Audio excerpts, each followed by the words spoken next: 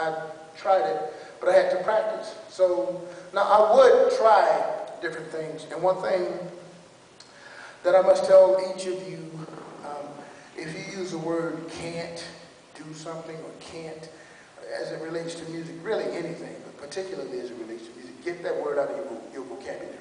I can't play this, I can't play that. When you say you can't do something, you've already defeated the purpose of even trying. So you've already told yourself you can't do it, so no, you're not going to. So I never it never entered my mind that I couldn't do something. So, like the flutter tongue thing, I kind of rolled my tongue forward, going from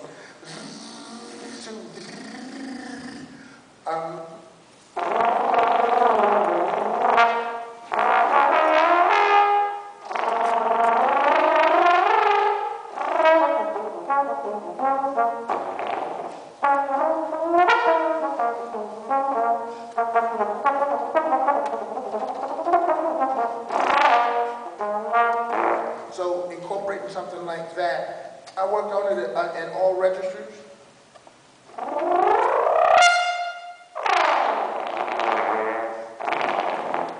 So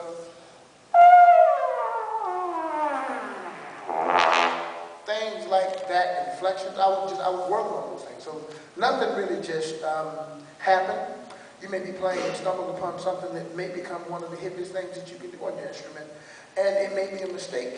Now I have done, it's like, wait a minute, you know, the best way to play a mistake off is to just do it again. People think, well, you know, he meant to do that, she meant to do that.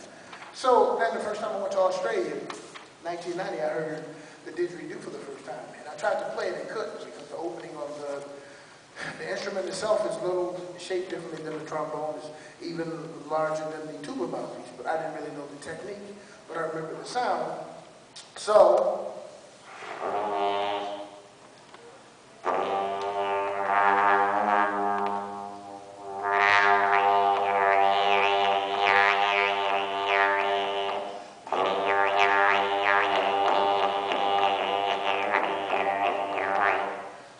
I could make that sound, because I remember what it sounded like, and but then the didgeridoo is pitched, it has one pitch and a few overtones that you can play on it. I learned how to play it the next year, but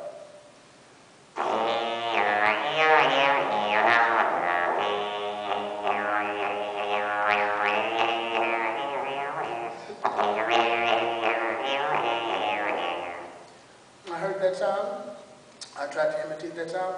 I got ideas from just listening to people talk. You know, some people talk really fast, like my mom. She talks really fast. And I was like, Mama, what did you say? She heard me. Another time. But listen to the way people talk, the way the people laugh. You know, like when you're laughing, if you laugh real hard, that breath that you play when you're playing punch, that's an inflection in itself. You don't really think about it, but how you move the air when you're speaking, when you're talking, when you're singing, when you're laughing.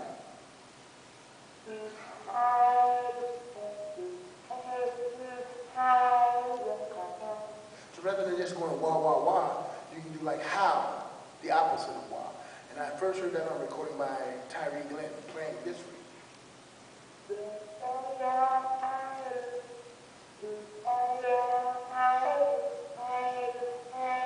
So you can't just blow into the horn, like just like if you're speaking, like your voice has certain dips and you say things and you use the breath different ways when you're speaking.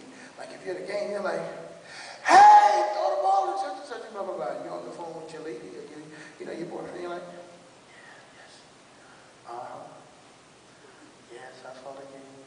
It was so exciting. And you talk a certain way, or you have all kind of inflections in your voice when you're speaking. Well, the same thing happens when you're playing your instrument. Again, like I said, it's a language. So when you just can't blow into the horn to make things happen. You have to sing into the horn. And you sing when you speak. A voice is a beautiful thing.